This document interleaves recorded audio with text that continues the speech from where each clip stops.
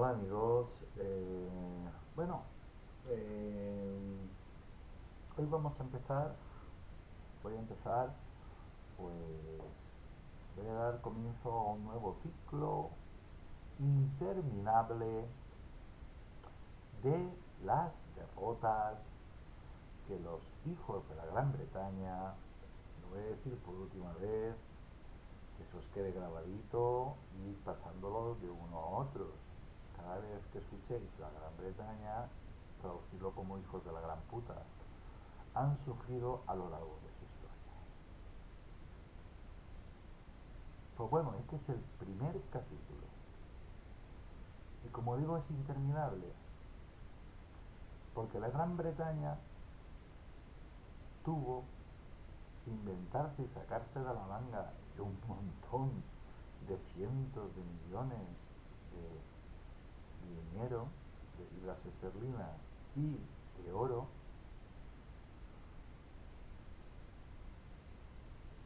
y bueno, inventar y poner en práctica la leyenda negra, aunque realmente la leyenda negra salió, la idea salió originalmente de Italia.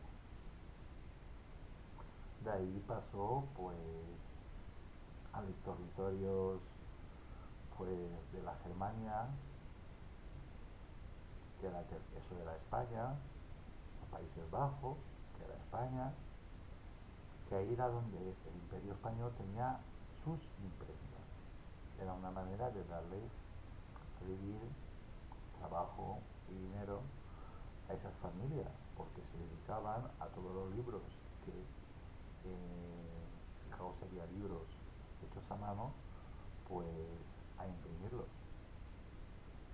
Imaginad qué industria montó, la más puntera, pues bien, vamos allá. Pues hoy voy a dar comienzo al ciclo interminable de las derrotas que los hijos de la Gran Bretaña han sufrido a lo largo de la historia. No os asustéis, no os asustéis. Irá saliendo poco a poco hasta la eternidad, porque principalmente voy a contar las que sufrió contra España, pero también os voy a contar las que sufrió, las que recibió por parte de las naciones de todo el mundo. Porque la Gran Bretaña, los hijos de la Gran Bretaña, recibieron hostias por todas partes y no consagradas. Por cada batalla que ganaron, perdieron 1000. Por cada guerra que ganaron, perdieron 1 millón. Pero se han encargado de falsificar toda la historia. Pues bueno, ¿cómo han perdido tantas batallas y tantas guerras? Pues por alguna hay que comenzar. Y esta es la primera. Y ha sido al azar. Al azar. No me he preocupado nada en nada cronológico. Es decir, la primera que me encontré, esa. Esta serie la voy a titular Historia militar, las derrotas que sufrió la Gran Bretaña a lo largo de su falsificada historia. ¿Qué? ¿Os gusta el título? Pues este es el primer capítulo. Lo vais a ver un uno romano. Los burritos decís palito. Pues esos son números romanos. Un palito quiere decir uno. Dos palitos quiere decir dos. Tres palitos quiere decir tres. Un palito y una V quiere decir cuatro. Una V quiere decir cinco. Un día os voy a tener que enseñar cómo se cuenta en números romanos. Porque no creáis que eso no se hace. Eso se sigue haciendo en la actualidad. Bien, pues vamos allá, ¿eh? Sangre y cañón, 10 batallas navales que enfrentaron a españoles e ingleses. Ya sea venciendo o sufriendo estrepitosas derrotas, como la de Trafalgar, la armada de nuestro país lleva 100 años enfrentándose a la Royal Navy, sí, y llevándola por la calle de la amargura, llevándolo por la calle de la amargura, hasta que nos invadió Napoleón, hasta que hubieron las guerras carlistas, las guerras de la tradición en la España de América, y entonces ahí pues el imperio se desmoronó y España pues pasó un bache tremendo, moral, militar, comercial, económico y de toda la mano. Y ahí es cuando nació el imperio británico. Porque Francia por sí sola no era capaz de hacerle frente. Y España, pues Napoleón se había encargado y la Revolución Francesa de cargarse a la nobleza, a la realeza y por supuesto entre esa realeza, entre esa nobleza, pues estaban los que entendían de estrategias militares y cosas de estas. Sí, les salió un genio a Napoleón, que mirad, se cargaron al rey y él se llamó, bueno, llamó no, fueron a por el Papa, llevaron al Papa a París y hizo que lo coronara emperador el Papa. Y así le fue a Francia. Pues tuvieron también pues un bajón espectacular a todos los niveles, económico, comercial y sobre todo militar. Así que el único país que hubiera podido hacer un contrapunto a una especie de freno o ir con cuidadín, pues hubiera sido Francia. Pero los franceses pues la liaron muy gorda y no eran capaces. Y España estaba totalmente pues desolada y con la moral por los suelos. Entonces el imperio británico pues tenía pues las puertas abiertas del mundo. Bien, pero así todo recibieron. Vamos a hablar de la Rochelle, donde la picardía dio la victoria a la armada castellana. La Rochelle no es más que una pequeña ciudad portuaria de la costa al oeste de Francia. Sin embargo, sus aguas se estremecieron en 1372, cuando las armadas española e inglesa combatieron hasta la muerte en una contienda en que la estrategia y la picaresca superaron al cañón y al sable. Hay que decir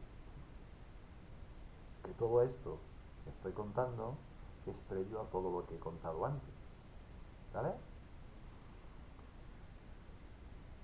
Esa cálida mañana, la cálida mañana de junio, los castellanos decidieron retirarse del combate hasta que el nivel del mar bajó y las naves británicas de mayor calado quedaron atrapadas e inmóviles ante su fuego. Es que, como he repetido hasta la saciedad, los españoles, que el 90% de los historiadores cuenta la historia de España desde la época de los íberos, es decir, 700-800 años antes de Cristo. Pues solo llevamos 80 años de paz.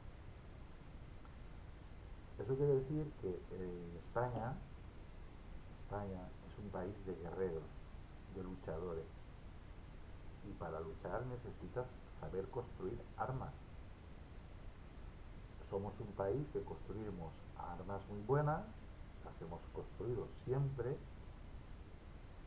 hemos innovado siempre, lo seguimos haciendo y encima pues somos muy valerosos. No es que lo estoy diciendo yo, que lo estoy diciendo, es que lo dicen los libros de historia. Bueno, concretamente esta batalla naval se sucedió en plena trifulca territorial entre franceses e ingleses,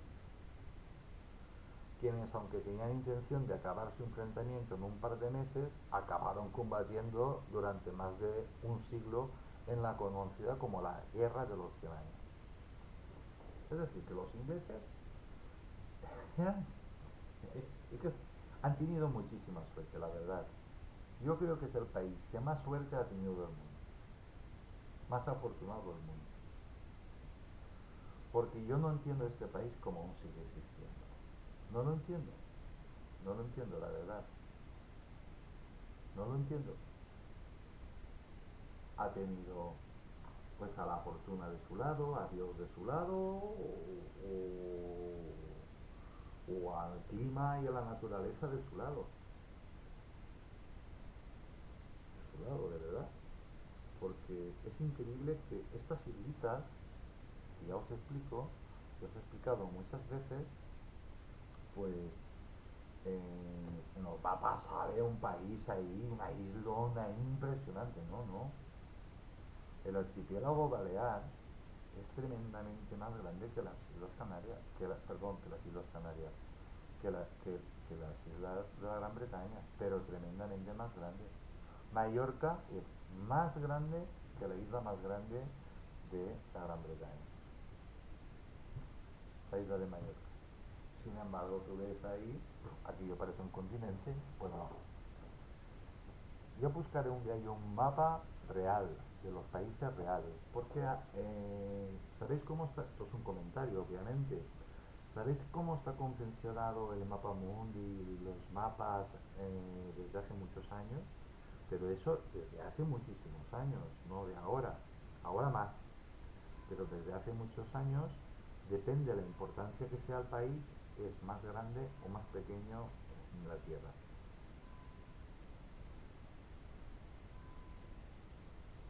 Sí, sí, hasta eso han falsificado. Por ejemplo, España, que caben 30 30 islitas de la Gran Bretaña, o 50 o 100 o 500, pues aparece la mitad, un país pequeñito, y es inmensamente grande. Solo está Rusia por delante, Ucrania, si contábamos a Ucrania como un país independiente, que no lo es. Acordaos, los que seguisteis los 3 capítulos de historia que hice sobre Rusia, así por encima, que un pueblo llamado Rus y Ucrania fundaron Rusia. Por lo tanto, Rus, ese pueblo, eso que se llama Rus y Ucrania son el corazón de Rusia. Por mucho que diga la propaganda norteamericana de que no, no es independiente, no es independiente, no es independiente. Y ahí está pasando una cosa parecida a Taiwán. Estos se han venido arriba y los rusos lo van a invadir y se van a hacer con ellos. Pero vamos a hablar de las derrotas, que esto es muy divertido. Concretamente, esta batalla naval se sucedió en plena trifulca territorial entre franceses e ingleses, quienes, aunque tenían intención de acabar su enfrentamiento en un par de meses, acabaron combatiendo durante más de un siglo en la conocida como Guerra de los 100 Años. Ideal para España, porque España, mientras estos dos se estaban desagrando, pues España iba creciendo y creciendo y creciendo y creciendo y echando los moros fuera. Bien, en esas estaba el mundo cuando los galos, faltos como estaban de navíos, decidieron cobrarse un antiguo favor realizado al rey de Castilla, Enrique II, a quien habían ayudado a sentar sus reales posaderas en el trono de una de las múltiples guerras civiles de su tiempo. Porque claro, aquí estábamos siempre en guerra, y siempre hemos estado en guerra, entre nosotros, entre los otros. ¿eh? Así que los españoles pues siempre hemos pagado nuestras deudas. Por ejemplo, comentario, Alemania, ¿sabéis por qué es tan rica?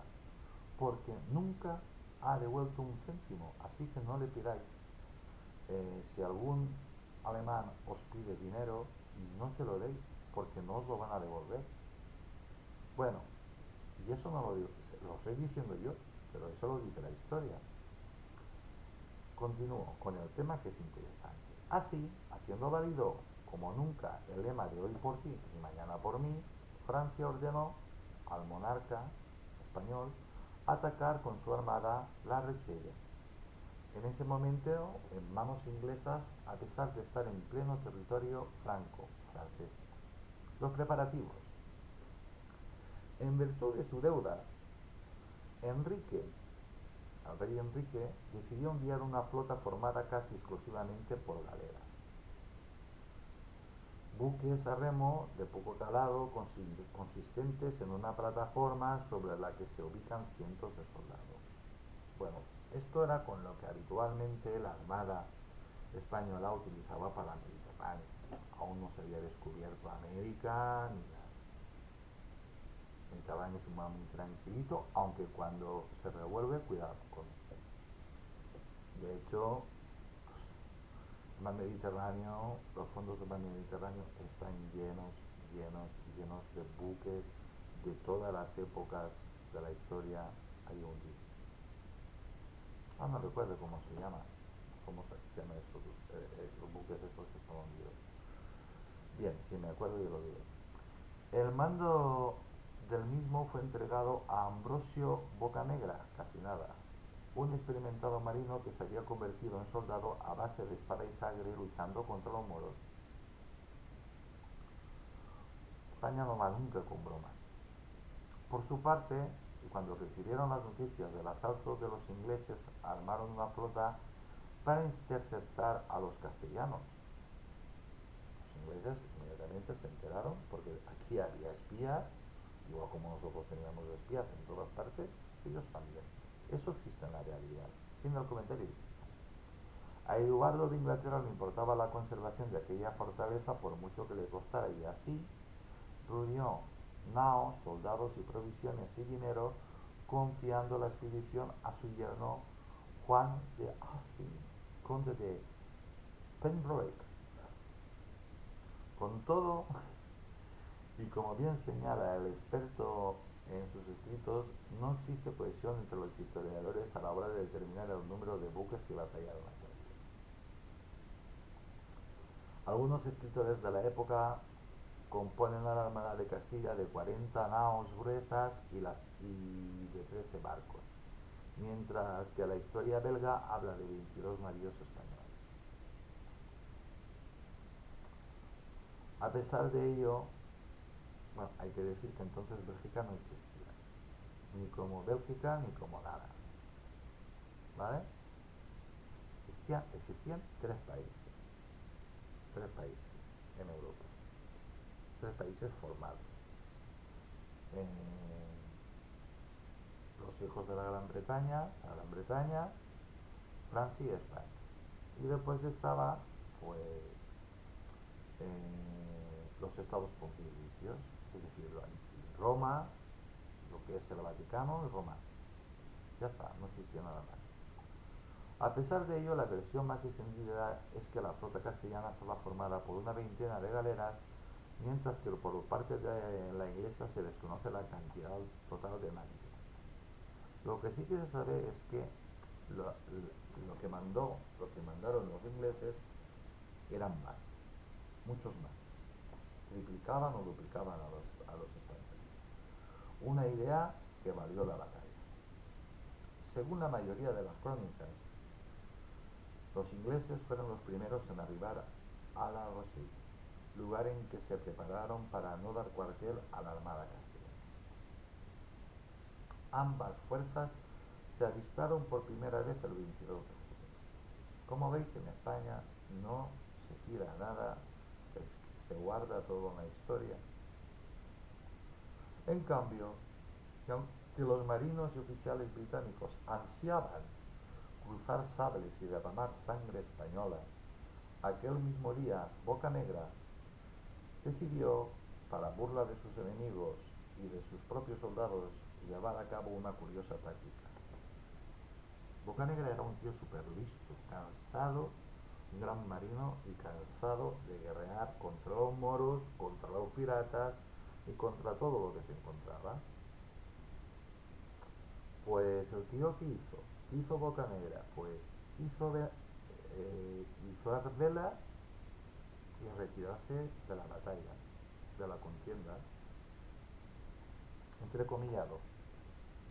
Siendo en aquel lugar una gran intensidad de mareas vivas, las naos inglesas quedaron varadas en la bajamar y antes de que flotaran por completo, las atacó Bocanegra al día siguiente, utilizando la mayor ligereza y poco calado de las galeras después de lanzar sobre ellas artificios de fuego que, inmóviles como estaban, no pudieron evitar. Era una táctica.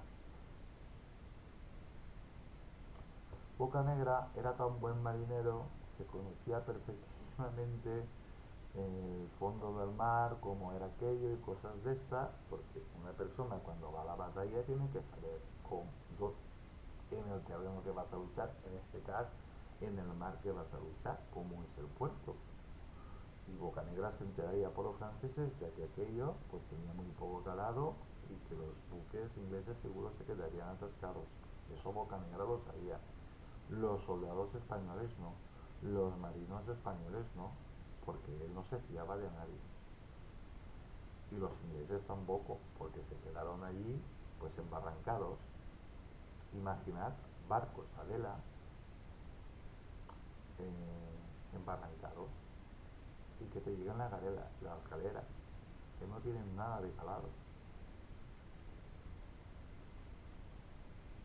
Pues bueno, la mortandad fue muy grande por la gente armada que se arrojaba al agua huyendo de las llamas. Incendiaron los buques, las naos, lo incendiaron todo y mataron a todos los que pudieron. Después de que se disipara el humo, los castellanos observaron cómo, sin lugar a dudas, la victoria les pertenecía, pues todos los buques ingleses habían sido quemados o habían sido capturados. A su vez, Bocanegra rompió la tradición de asesinar a los prisioneros o arrojarlos vivos al agua tras el combate y perdonó la vida a varios caballeros y al conde de Pembroke. España en aquellos tiempos, estamos hablando de la Edad Media, pues no asesinaba a los prisioneros, los tomaba los tomaba prisioneros. Si eras un pobre desgraciado, pues te mandaban a casa, te dejaban libre. Si eras un soldado, pues te ibas a galeras, a remar, a remar y a remar. Y lo normal es que a los nobles, pues los dejaras seguir. Te quitabas la bandera y a la de ellos. Son los ingleses no. Son los ingleses hasta hace relativamente, hasta el siglo pasado o el otro, seguían, lo habéis visto en cantidad de películas, los piratas, pero los piratas lo copiaron de la armada inglesa, el famoso tablón con los tiburones y echándote ahí al agua y que te ahogues, porque haya tiburones y no, si te echan en medio del océano te vas a ahogar, por mucho que sepas nadar. Fin del comentario y sigue. A su vez, Bocanegra rompió la tradición de asesinar a los prisioneros o arrojarlos vivos al agua tras el combate y perdonó la vida a varios caballeros y al conde de Pembroke.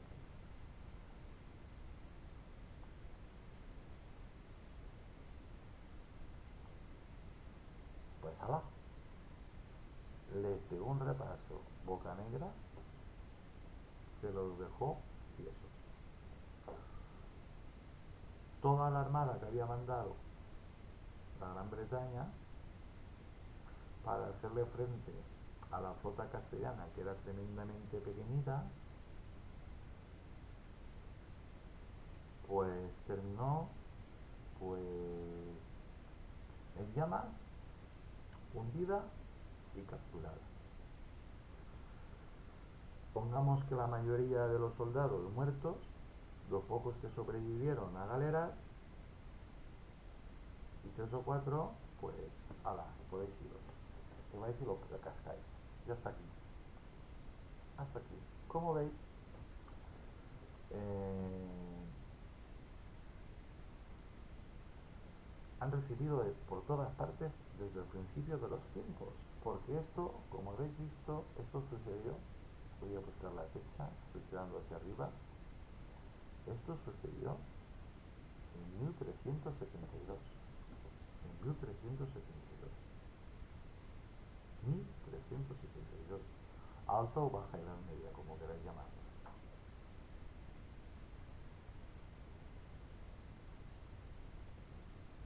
Yo creo que son masoquistas, porque reciben por todas partes, pero por todas partes, por todas partes.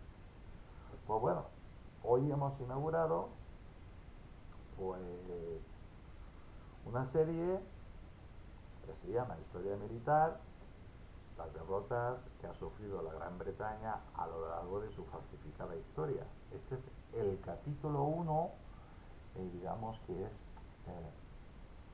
el aperitivo, el canapé, yo qué sé, para abrir un poco de boca y ya está, y nada más. Cortito y ya está. Van a seguirle muchísimas más, porque como tienen tantas batallas perdidas y tantas guerras perdidas, es que creo que Dios no me va a dar suficiente tiempo para que os las pueda contar todas.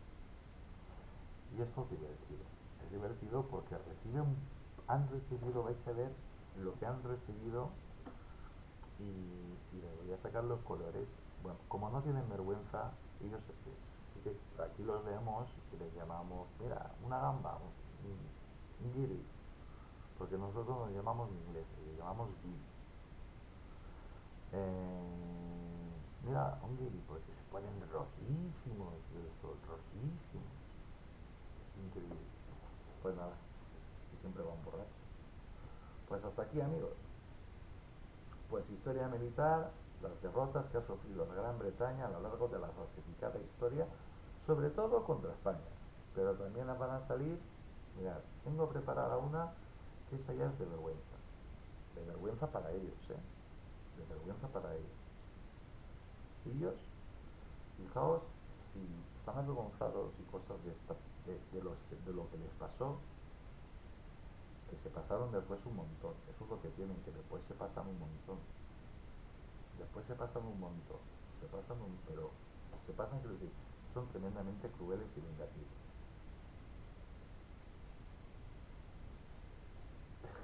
Cuando os cuente la otra, que no es contra España, no es contra España, os vais a quedar con la boca abierta. Muchos lo sabréis, algunos lo sabréis, otros no tendréis ni idea. Pero todo está falsificado. Pero aquí está la historia. Pues bueno, amigos, soy Tony Garcés, espero que os guste esta idea y que vayáis disfrutando de estas cositas. Pues nada, os mando un abrazo muy grande desde Valencia, os deseo a todos que tengáis muchísima salud y mañana pues más que, pues no lo sé, no lo sé, pero nada, ya veremos qué hacemos mañana. Que Dios os bendiga a todos.